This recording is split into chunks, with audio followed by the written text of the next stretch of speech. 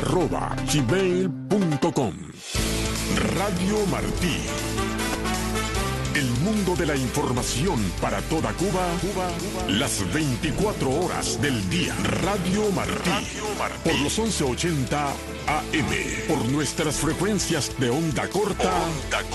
Y a través de martinoticias.com. Radio Martí. Siempre contigo.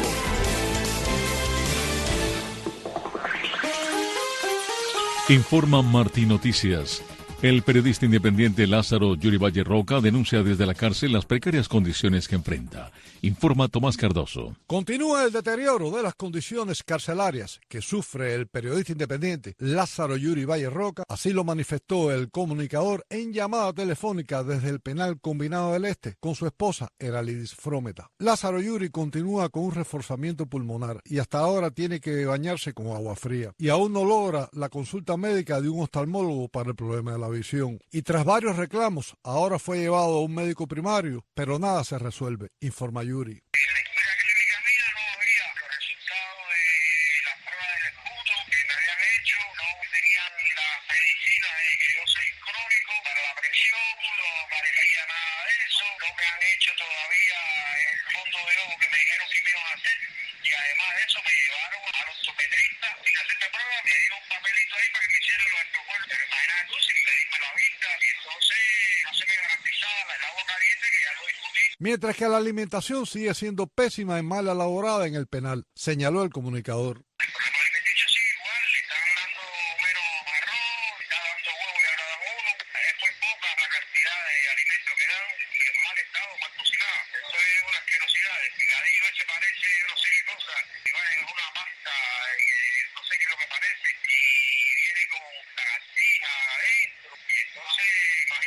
Valle Roca, de 61 años de edad, director del blog digital y el canal YouTube Delibera, fue condenado por el presunto delito de propaganda enemiga de carácter continuado a 5 años de prisión tras haber filmado y luego publicado en redes sociales un video donde activistas lanzaron octavillas con frases de José Martí y a favor de la democracia, la liberación de los presos políticos y la celebración de elecciones libres en Cuba. Esto desde una azotea de un edificio en el municipio capitalino de Centro Habana. Tomás Cardoso, Martí Noticias. La plataforma feminista Yo Sí Te Creo en Cuba alertó hoy sobre una ola represiva contra las mujeres que participan en la política en la isla.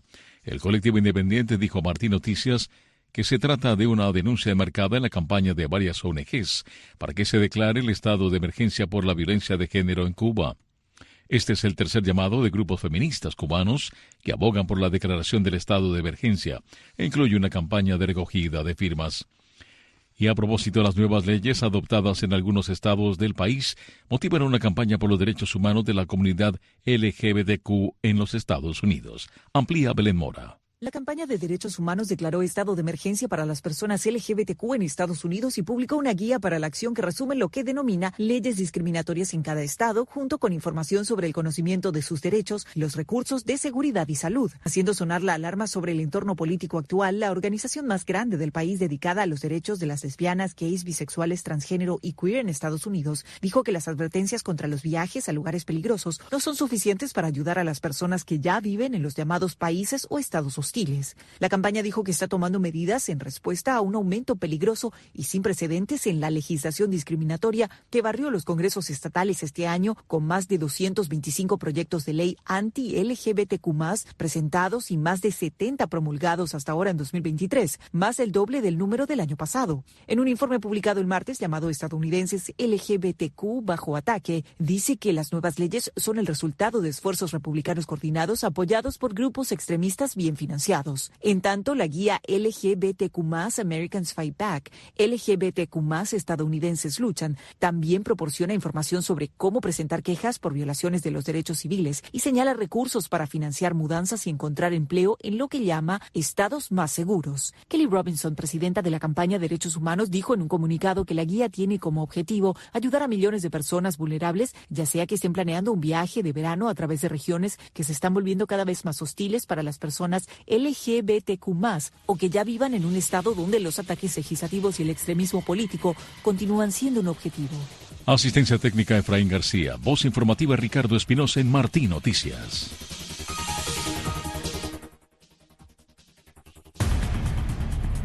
Venezuela hoy. Un análisis profundo sobre la situación actual que vive el pueblo venezolano. Venezuela hoy. Conducido por Alejandro Marcano Santelli.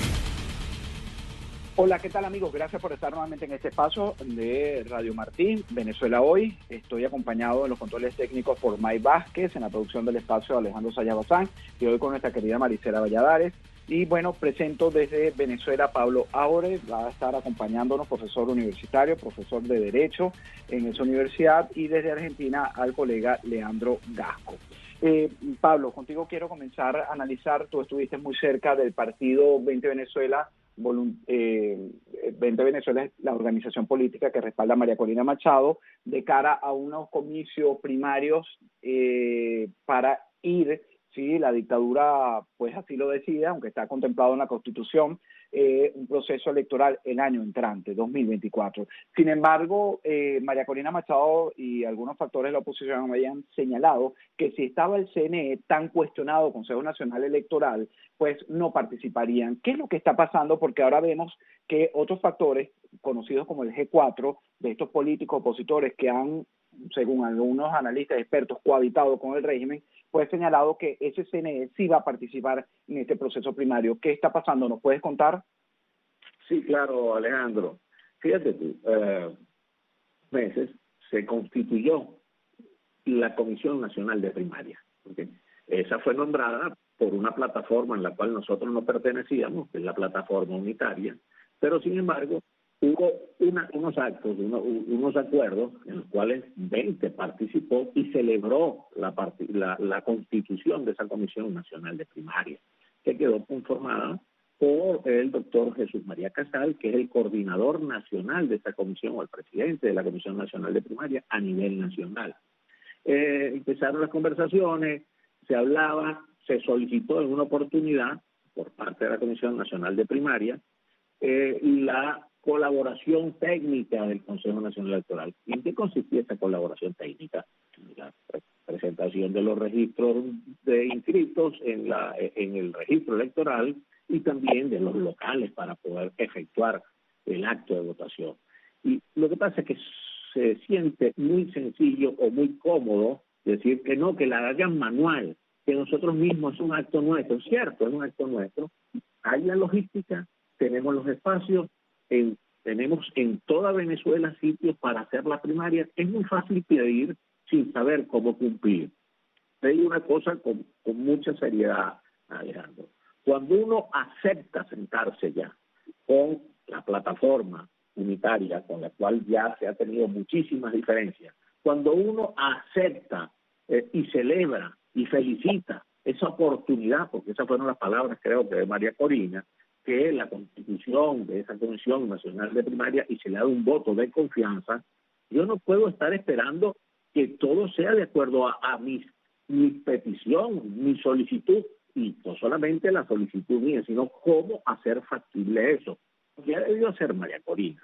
O las personas que no estaban de acuerdo con el G4 o la plataforma unitaria, es desde un principio decir, yo no me voy a constituir en esa mesa. Yo no estoy de acuerdo con esas primarias que está organizando esa gente, pero ya yo me reuní con ellos, me casé con ellos, voy a hacer tal cosa. Ahora, inclusive la Comisión Nacional de Primaria, y esto tengo mis profundas dudas, dijo que los electores de estar en el exterior pueden votar. Yo te pregunto una cosa, si va a participar el CNE, estas cosas, yo todavía no entiendo cómo se va a verificar ese voto de la gente que está en el exterior, el voto tuyo, por ejemplo. Si tú o la gente que nos está escuchando de acá de Venezuela que está inscrito en el registro electoral podrá votar para elegir al candidato unitario, pero no va a poder votar para elegir al candidato presidencial. ¿Por qué no puede votar? Porque no está inscrito allá en la sede. Supuestamente son 80 ciudades que con legítimo derecho, por supuesto, tienen que participar. Pero ¿cómo se puede poner en práctica eso? Yo creo, Alejandro, que en este momento deberíamos estar empeñados, si creemos en la ruta. ¿Tú sabes cuál es mi posición cuanto a la ruta electoral? Que yo veo cualquier proceso electoral, y ya de ahora en adelante, es como organización, porque estamos claros. estos son unos sinvergüenzas que para sacarlos con votos solamente va a ser difícil, pero el voto más presión significa algo. Hay que provocar un evento, y el evento puede ser acudir masivamente a los centros de elección ese día, que fijen las elecciones, no sé cuándo le irán a fijar las presidenciales, pero con la gente acompañándolo. Es decir, para ocasionar a través del voto la presión. El voto solo, eso es de usted. La presión, que sí puede ocasionar muchos cambios. Ojo, Alejandro y amigos que nos están escuchando.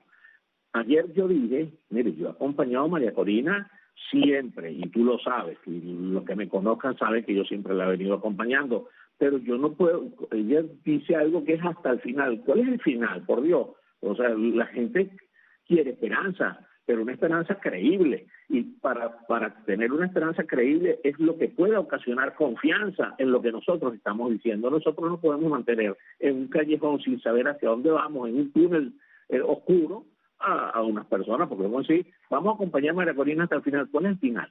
El final va a ser un proceso electoral, de acuerdo a ella, y va a ser las mismas maquinitas y las mismas captahuellas. Es decir, ¿por qué no acompañar este proceso? Que yo tenga... Bueno, estamos nosotros escuchando a Pablo Aure en esta explicación, pero bueno, mientras recuperamos la llamada, vamos a hacer contacto con el periodista Leandro Gasco. Leandro, te invito porque tú tienes una visual muy amplia de lo que es el tema venezolano, y fíjate lo que dice Pablo Aure, una persona que estuvo siempre vinculada muy cerca a María Corina Machado. Es un proceso que va a ser engañoso para aquellos que quieren sacar al país de la dictadura que se está viviendo y recuperar la libertad. ¿Cómo lo ves tú desde Argentina? Sí, bueno, a ver, me parece que tenemos que tener mucho cuidado en Venezuela, pero yo creo que en Latinoamérica, en América Latina toda, de las oposiciones falsas, digitadas, arregladas por abajo. Y si bien es cierto que, a ver, el impulso del voto, la gente que salga a la calle, es un acto de reacción, me parece que no alcanza, ¿no? Y después hay mucho para analizar, porque también cuando se hacen elecciones primarias y uno va a elegir qué candidato, puede haber 13 partidos de oposición o dirigentes. Es cierto que lo que se necesita es un cambio a nivel presidencia, pero también la acción de la justicia, ¿no? Y ojo que Venezuela es un Estado narco exportador de elecciones fraudulentas, y veamos las últimas horas lo que está pasando con el escándalo en Colombia, y la mención del clan Torres, y la mención incluso concretamente de una empresa, ¿no? Symmetric, socia de Indra, metido en la cuestión del fraude incluso y de la corrupción. Así que no sé, es para tener en cuenta. Yo, en virtud de cuál es el manejo unitario del narcoestado venezolano, me deja tela para cortar, cierta indignación, y si bien es cierto que nunca debemos perder la esperanza, veo un panorama oscuro, Alejandro. Un panorama que al final, como tú dices, puede ser bastante oscuro, pero de mucho más dolor y mucha más tragedia para nuestros pueblos que siguen huyendo. Y hablo de Venezuela, hablo de Cuba, hablo de Nicaragua y de esta organización criminal que se mantiene precisamente, como tú lo alertabas, por estos procesos electorales que además están amañados y controlados, como dicen expertos, por los sistemas electorales y máquinas electorales que ellos manejan a su antojo. Pablo Aure, hemos retomado la llamada contigo desde Venezuela. Cuando estamos hablando de esta narcodictadura, de esta organización criminal, hay un evento que ha pasado recientemente que ha puesto en los 10 primeros meses del gobierno de Gustavo Petro, pues ha remecido pues a uno de los aliados de Nicolás Maduro en una denuncia de Armando Benedetti, quien fue nombrado como representante de ese gobierno en Caracas.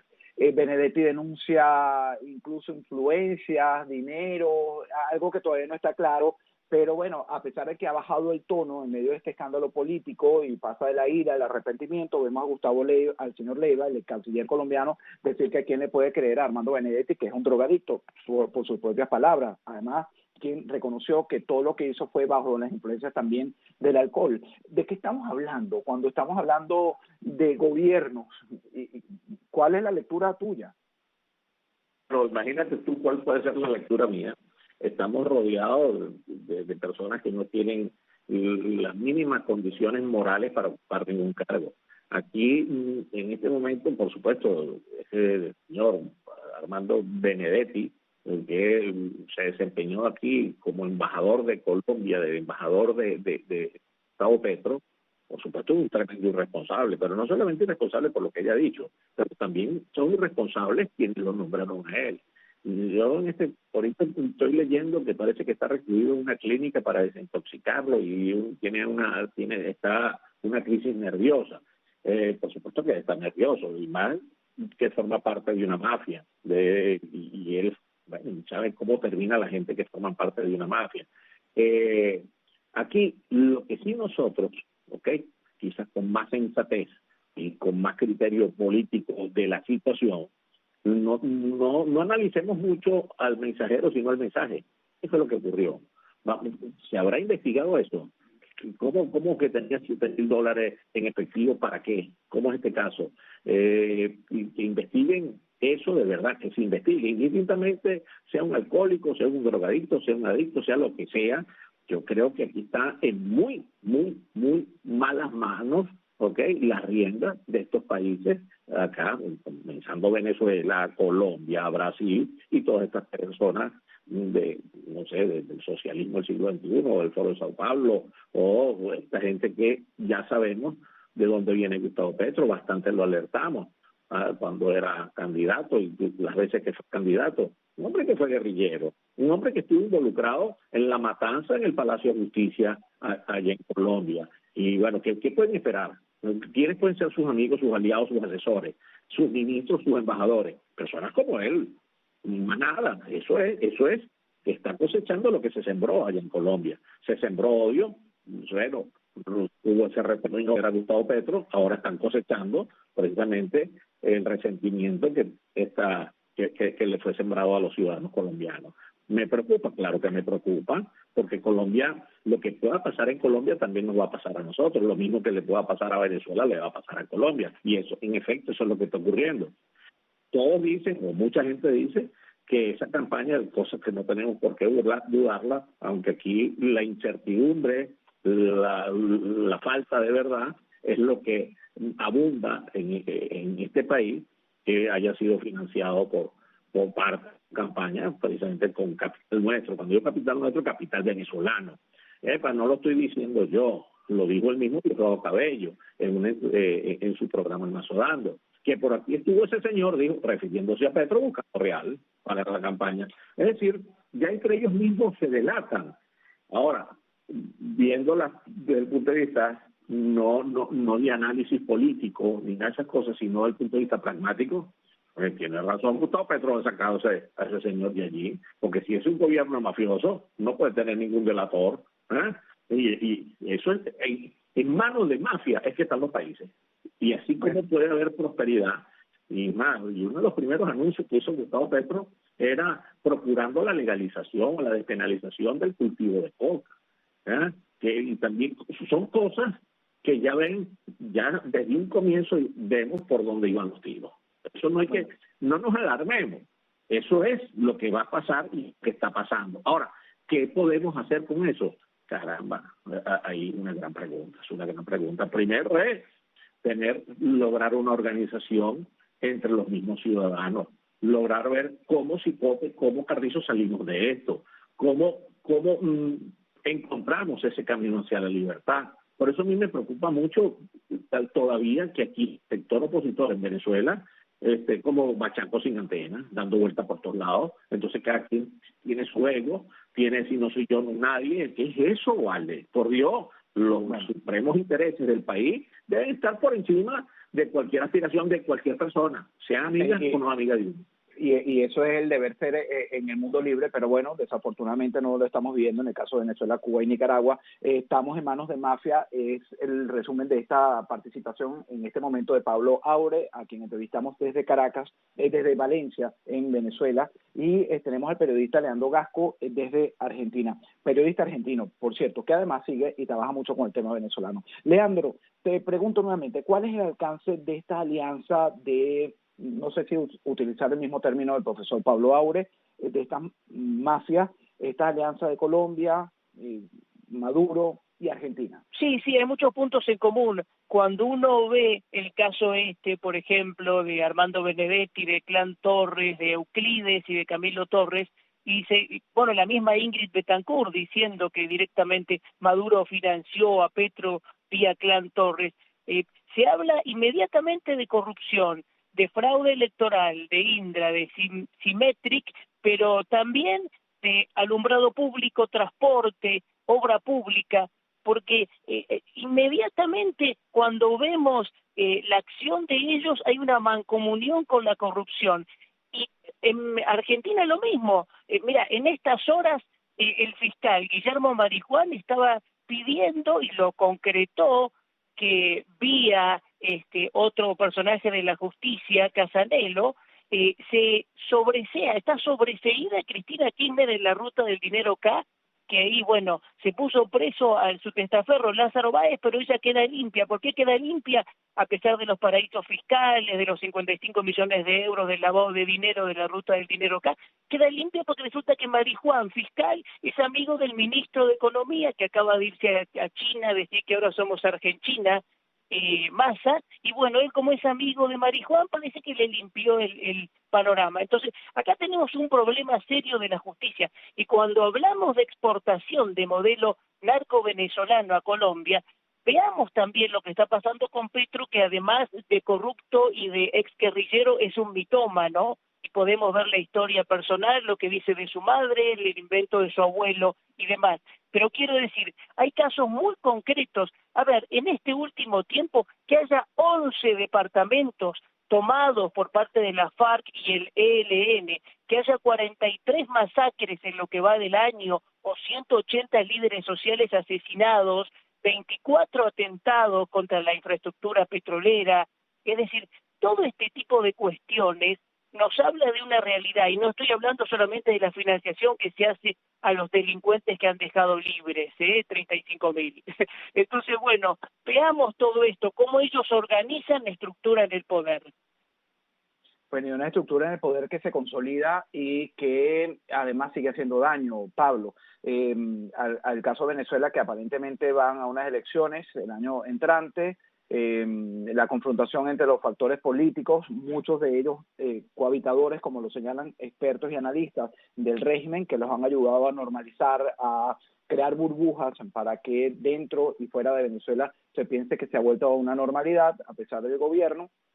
Y nos deja a nosotros con un desazón, porque vemos, a pesar de los reportajes que hemos hecho en las distintas plataformas e investigaciones aquí en Radio y Televisión Martí, de las políticas de Estados Unidos para evitar esta migración irregular, cifras que bajan, se mueven, pero que no detienen a aquellos que siguen huyendo de sus países, de este tipo de regímenes y de la miseria que se ha creado. Esto nos vamos a tener que acostumbrar a seguir viéndolo, reportándolo.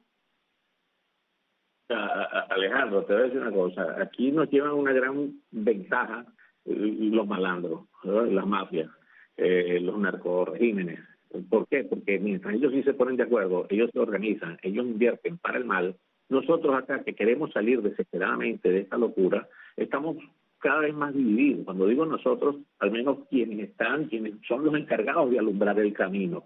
Quienes quieren alumbrar el camino quieren llevar uno solo en la linterna y los demás que lo sigan, no, por Dios. Quizás puede haber unidad de propósito en la base, pero arriba como que el propósito, más que solventar el asunto de Venezuela, encontrar la libertad del país, su propósito es llegar al poder, es decir, sustituir una cosa por otra.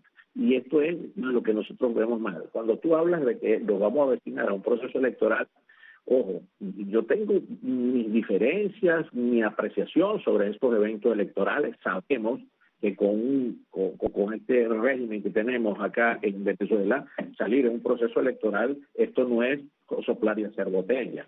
Salir con votos de este sistema electoral, o con este sistema electoral, o con todas las instituciones a merced del régimen, por supuesto que cuesta arriba. Pero más cuesta arriba es si nos quedamos tranquilos, callados, de brazos cruzados. Y más cuesta arriba es si no nos encuentran organizados. Yo, como te lo he venido diciendo las últimas veces que hemos conversado, los procesos electorales, sea de la oposición, sea contra el gobierno, estamos claros que estamos en desventaja, mucha desventaja, pero tenemos que ir, no para, ¿cómo te digo yo?, legalizar al régimen o darle un marco de democracia al régimen, no, acudir es para lograr organizar, unir las fuerzas que en algún momento tenemos que emplear para salir de este sistema criminal. No podemos hacer absolutamente nada si no vamos a eventos.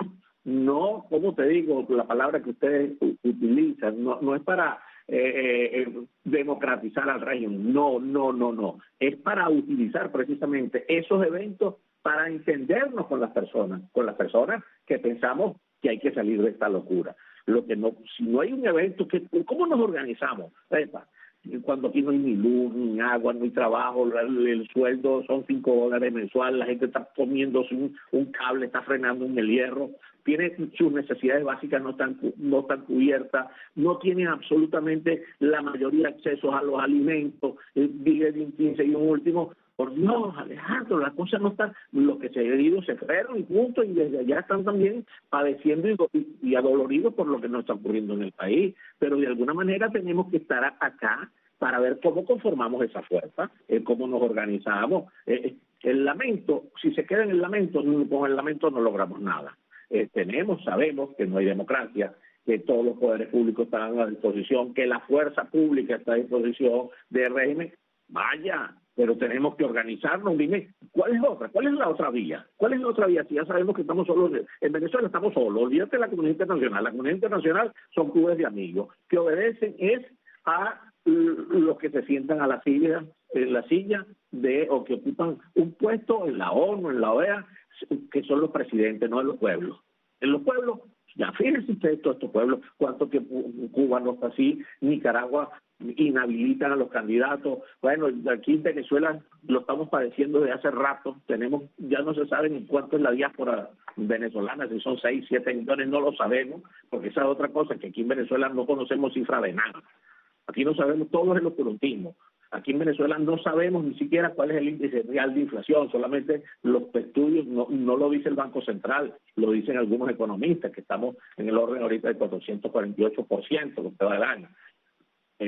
Alejandro y amigo que nos está escuchando, por supuesto que se me puede escuchar con una voz de desespero, de incomodidad y de angustia. En Venezuela, y angustia es precisamente porque no logramos concretar cómo nos organizamos. Esa es la angustia que debemos tener. Sí. Bueno, y en el minuto que me queda para finalizar este espacio, no quería dejar de tocar otro tema y comparto tu angustia y creo que la compartimos y por eso seguimos en la denuncia a través de Radio y Televisión Martí de lo que ocurre con nuestros pueblos en Cuba, en Nicaragua, en Venezuela.